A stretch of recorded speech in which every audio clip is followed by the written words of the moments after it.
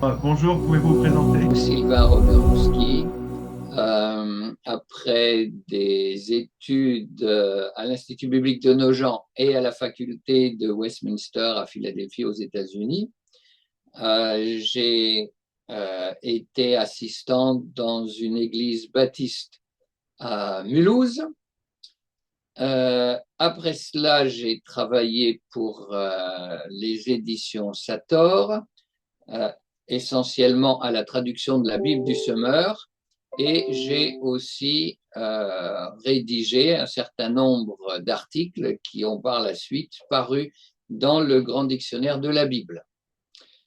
Euh, En parallèle, j'ai donné des cours à l'Institut biblique de Nogent et j'ai été finalement embauché comme professeur à l'Institut biblique de Nogent et j'y ai exercé jusqu'à ma prise de retraite il y a 1 an et demi. J'ai aussi été chargé de cours à la faculté de théologie de Vaux-sur-Seine. Et alors maintenant que je suis à la retraite, eh bien, je donne encore quelques cours à l'Institut biblique de Nogent. Le livre de Daniel a-t-il été écrit au 5e ou au 2e siècle avant notre ère? En quoi est-ce important?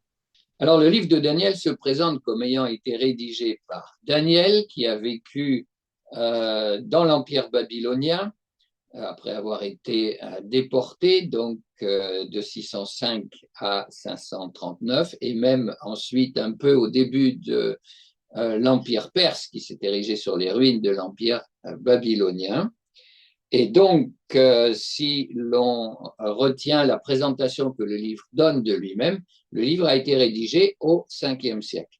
Mais pour diverses raisons, les spécialistes qui adoptent une position critique par rapport à la Bible considèrent que ce livre aurait été écrit au 2e siècle, ou en tout cas qu'il aurait atteint sa forme finale au 2e siècle.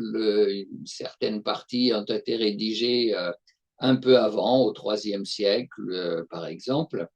Et donc, il aurait atteint sa forme finale en 165 ou 164 avant Jésus-Christ, à l'époque de Antiochus Épiphane, des persécutions contre les Juifs et de la révolte des Maccabées contre le pouvoir d'Antiochus Épiphane. Si je le disais, si l'on suit la manière dont le livre se présente, il a été écrit au 5e siècle. D'ailleurs, le livre se présente tout à fait comme un récit historiographique en mentionnant des rois qui ont réellement existé et en donnant des dates. Si les critiques placent le livre au 2e siècle avant notre ère, enfin sa rédaction, c'est parce que, d'une part, on trouve le récit de plusieurs miracles dans le livre, et ces critiques pensent que ça n'est pas possible, que les miracles n'existent pas, et donc que ces récits sont légendaires.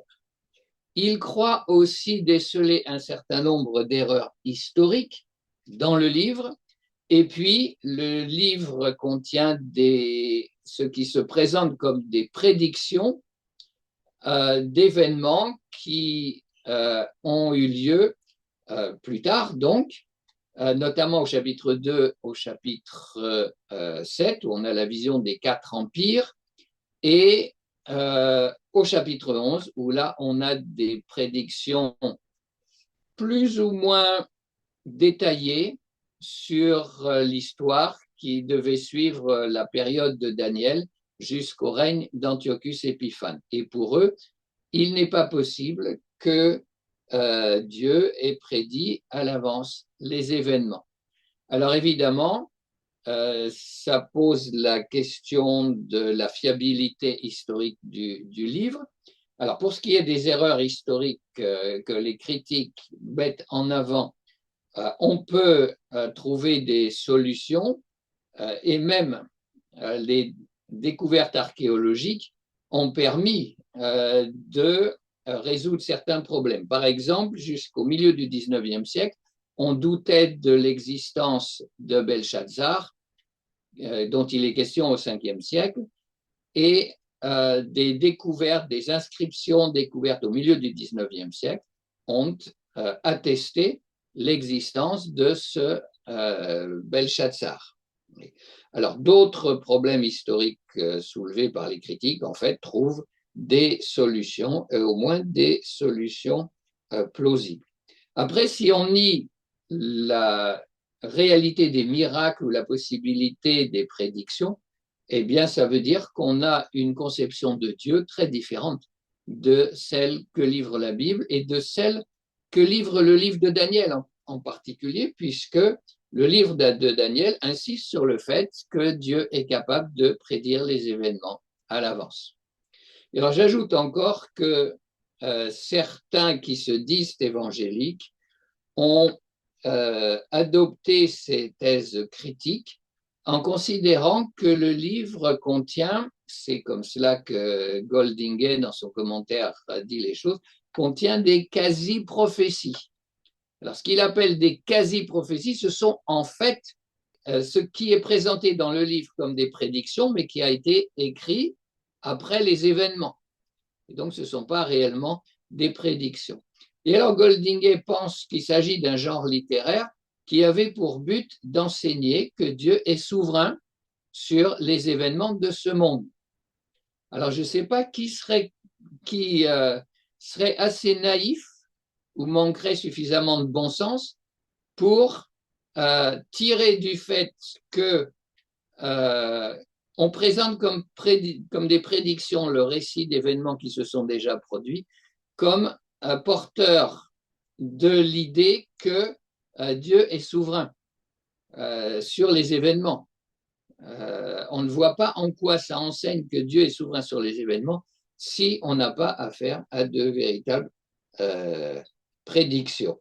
Mais voilà, certains essayent de s'en sortir comme ça et de trouver une justification théologique à ce qu'ils considèrent comme des prédictions, mais des prédictions qui ont été faites après les événements.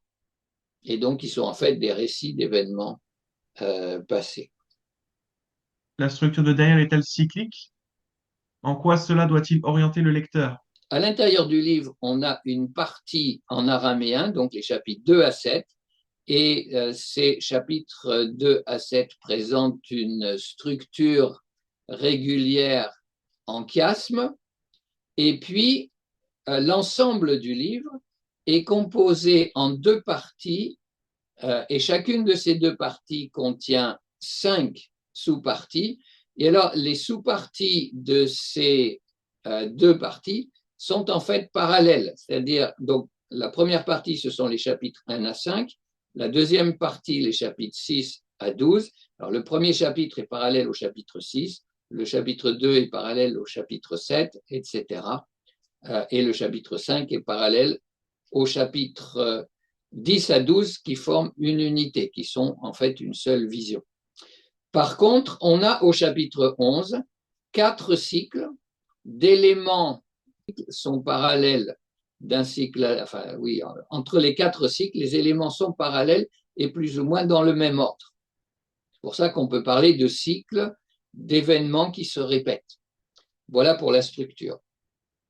Alors, ce que l'on peut dire sur la raison du découpage du livre en deux parties parallèles, en fait, la première partie est consacrée à la période babylonienne et la deuxième partie est consacrée à la période qui démarre avec l'Empire perse et qui va jusqu'à la fin du monde.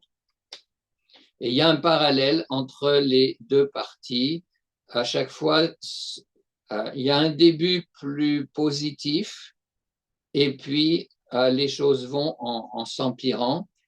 Et alors, on remarque une intensification dans la deuxième partie, puisque là, le peuple de Dieu est persécuté de manière plus rude, plus sévère que que ce que l'on a dans la première partie. Donc, il y a une intensification du mal d'une partie sur l'autre. Comment pouvons-nous comparer les expériences et les réactions de Nabuchodonosor et de Balthazar face à l'humiliation?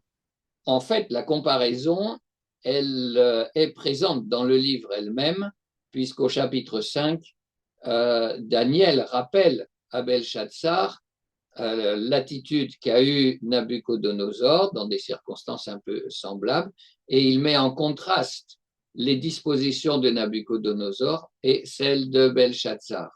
Alors en fait, on voit toute une évolution chez Nabuchodonosor. Au chapitre 2, il se rend compte que Dieu est capable d'interpréter, alors de révéler déjà le rêve qu'il a eu et de l'interpréter. Donc Dieu est capable de révéler des choses. Au chapitre 3, il est capable de faire échapper les 3 compagnons de Daniel de la fournaise ardente et il assiste là à un miracle spectaculaire, extraordinaire. Et puis au chapitre 4, eh bien, il est victime d'une maladie, probablement une maladie mentale qui le fait se prendre pour un bœuf, et il est humilié parce que oui, il a fait preuve d'un accès d'orgueil, donc il est humilié et quand il est rétabli, il reconnaît la grandeur, la souveraineté de Dieu. Alors, il avait déjà reconnu quand il a vu les 3 compagnons de Daniel être libérés, mais il y a une progression, il reconnaît la souveraineté de Dieu. Alors ça ne veut pas dire qu'il se convertit. Nabuchodonosor était un polythéiste, très superstitieux, syncrétiste, et rajouter un dieu à son panthéon, il n'était pas à ça près. Mais il reconnaît quand même que le Dieu de Daniel et le Dieu de Juda est un Dieu extraordinaire. Belshazzar, lui, reçoit une révélation de Dieu, donc il y a une main un tronçon de main qui apparaît, qui écrit sur le mur, et seul Daniel est capable de révéler l'inscription, et Daniel lui révèle que le royaume, l'empire babylonien touche à sa fin, et que Belshazzar lui-même va périr, mais il n'y a aucun geste qui manifesterait un changement de la part de Belshazzar ou une prise en compte du message qui vient de lui être adressé. Et en fait, Belshazzar était en train de se livrer à une orgie en utilisant les ustensiles du culte du Seigneur, en glorifiant ses idoles, et on n'aperçoit aucun changement chez lui. Donc il y a un contraste qui est établi entre l'attitude de Nabuchodonosor, qui est beaucoup plus noble, et celle de Belshazzar, qui finalement est méprisable. Comment interpréter la prophétie du Fils de l'homme de Daniel 7? C'est un sujet débattu. Certains pensent que c'est un ange, d'autres pensent que c'est le peuple d'Israël, d'autres que c'est un individu et même le Messie. Et il y a de bonnes raisons de considérer qu'il s'agit d'un individu. Cet individu vient avec les nuées, nous dit le texte. Or, dans l'Ancien Testament, c'est toujours Yahvé qui vient sur ou avec les nuées. D'autre part, le personnage ressemble à un homme, nous est-il dit, mais c'est là un trait commun avec la vision de la gloire du Seigneur qui est apparu à Ézéchiel au moment de sa vocation. Donc, on le voit au premier chapitre du livre d'Ézéchiel.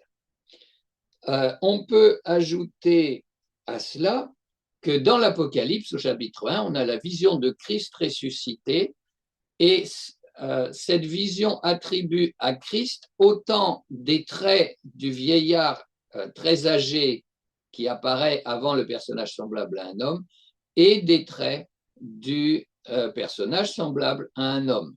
Et donc, il y a une certaine identification dans la vision d'Apocalypse 1 entre le vieillard très âgé et le personnage semblable à un homme.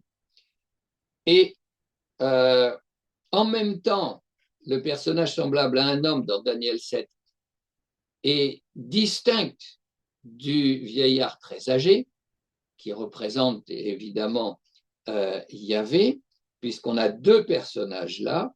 Et la distinction est aussi marquée par le fait que le personnage semblable à un homme reçoit du vieillard très âgé la royauté.